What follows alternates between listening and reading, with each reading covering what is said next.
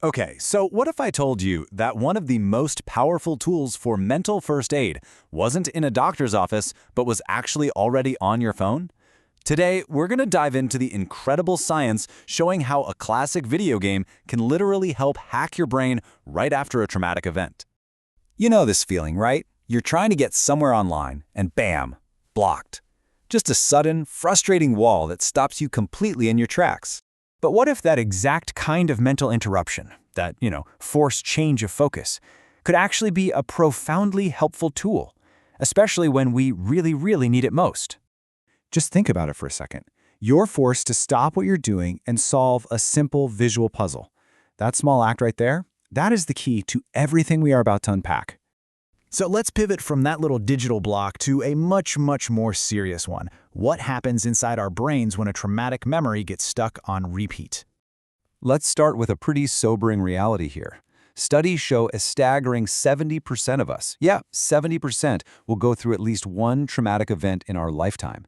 It's, unfortunately, just a widespread part of the human experience. And for a lot of people, that can lead to a core symptom of post-traumatic stress disorder, or PTSD. We're talking about intrusive memories. These are those vivid, involuntary flashbacks that can just pull you right back to the worst moment of your life without any warning. I love this quote from clinical psychologist Emily Holmes because it just captures the experience so perfectly. She says these images aren't just memories, they're time capsules, and they trap all the fear and the stress of the original event inside. So what is actually happening in the brain? Well, think of it like a really meticulous filing cabinet. Most of our memories get neatly processed, labeled, and stored away. But a traumatic event? That's like someone just dumping a chaotic stack of papers all over the desk at once. The system gets completely overwhelmed, the memory gets stored improperly, and it's just ready to pop back out as a flashback at any moment. So, how do you stop that chaotic filing process from happening? Well, the solution is as surprising as it is kind of elegant: a simple puzzle game. Hey, remember that annoying visual block from the beginning? Well, that wasn't just some random metaphor. That kind of focused visual interruption is the exact mechanism that we can use to step in and help ourselves. And this brings us right to the core science of it all. Let's look at how we can essentially hack the formation of a traumatic memory using a really cool principle called task competition. Now, what's really fascinating here is the parallel on this slide. Your brain has a limited supply of cognitive bandwidth, right? And what you'll notice is that both storing a visual trauma memory and playing a game like Tetris, they're competing for the exact same resource, the brain's visuospatial processing system. So here's the crucial point. By intentionally playing a visually demanding game right after an event, you're basically using up all that bandwidth. You're occupying the very system the brain needs to solidify that vivid, intrusive memory.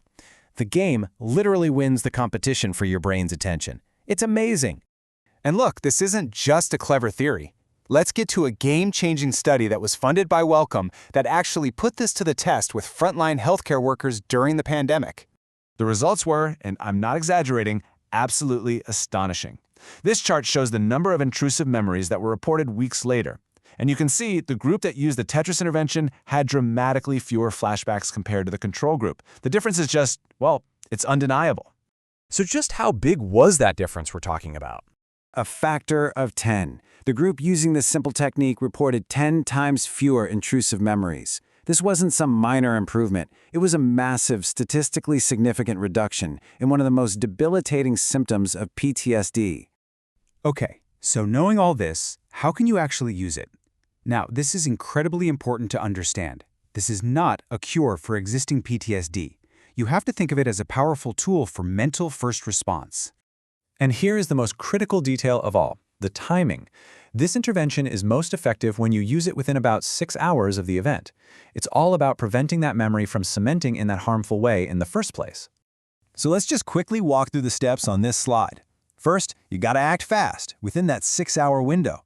Second, and this is crucial, briefly bring the traumatic image to your mind and then immediately play Tetris for about 20 minutes. This targets the specific memory you're trying to disrupt. Third, be prepared. Have a game like Tetris ready to go on your phone. And fourth, and finally, know its role. This is a first response tool for prevention. It is not a replacement for professional therapy. And this quote really just says it all. Trauma can make us feel utterly powerless. But this research gives us something proactive we can do, an intentional action we can take to regain a little bit of control in those immediate, overwhelming moments after something happens. It really makes you wonder, doesn't it? I mean, if a simple game of Tetris holds this kind of power, what other incredibly simple, accessible solutions for our mental well-being are just hiding out there in plain sight, just waiting for us to find them?